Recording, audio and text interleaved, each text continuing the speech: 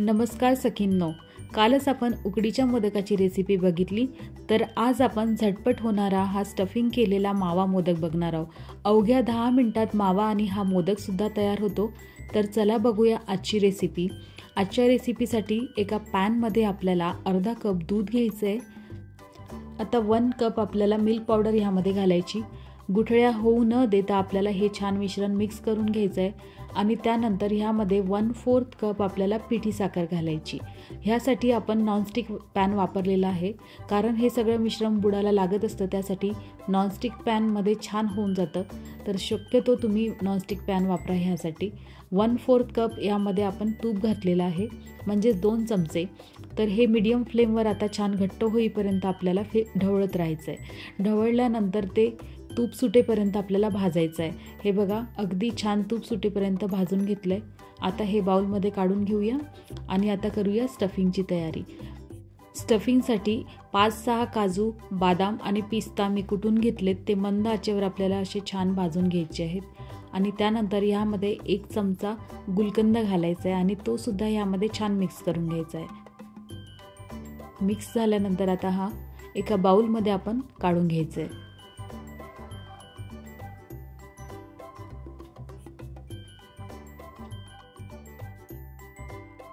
मावा अगदी मस्त तयार झालेला आहे आणि थंड सुद्धा झालेला आहे। तर आता करूया मोदकाची तयारी। मोदकासाठी आपल्याला तूप लागणार आहे आणि मोदकाचा साचा लागणार आहे। तर साच्याला असं तूप लावून घ्यायचं आणि नंतर ह्यामध्ये मावा असा भरून घ्यायचा आणि मध्ये असं थोडंसं गोल करायचं आणि त्यामध्ये स्टफिंग भरून घ्यायची।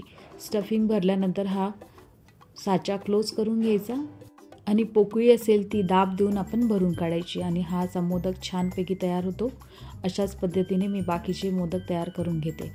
तर बाहेरचं भेसळयुक्त खाण्यापेक्षा घरच्या घरी हा मावा तयार केलेला आहे आणि स्टफिंगसुद्धा गुलकंद असल्यामुळे फार चविष्ट लागते।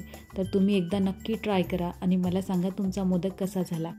एवढ्या प्रमाणामध्ये 15 ते 16 मोदक तयार होतात आणि तुम्हाला जर 21 मोदक तयार करायचे असतील तर हे प्रमाण दुप्पट घ्या आणि हे सगळं प्रमाण डिस्क्रिप्शन बॉक्समध्ये दिलेलं असतं, तर ते तुम्ही बघून घ्या। तर हे बघा, असे छान मोदक तयार झालेले आहे। चवीला अगदी अप्रतिम आणि नाविन्यपूर्ण झालेले आहे। गुलकंद असल्यामुळे याचा टेस्टसुद्धा अप्रतिम झालेला आहे। तर हे मोदक आपले 11 या ठिकाणी मी तयार केलेलं आहे। बाकीचं स्टफिंग मी नंतर करणार आहे। तर हे बघा, मस्तपैकी दिसायला सुंदर सुबक असे मोदक दिसतात। रेसिपी आवडल्यास सबस्क्राईब करायला मात्र विसरू नका आणि काही क्वेरीज असतील तर त्यासुद्धा कमेंट बॉक्समध्ये मला सांगा। अवघ्या 10 मिनिटांमध्ये मावा गुलकंद मोदक आपला या ठिकाणी तयार झालेला आहे। अशाच नाविन्यपूर्ण रेसिपीसाठी सबस्क्राईब करायला मात्र विसरू नका। संपूर्ण व्हिडिओ बघितल्याबद्दल तुमचे मनापासून खूप खूप आभार। अशाच नवीन रेसिपीसह परत येऊ, तोपर्यंत नमस्कार।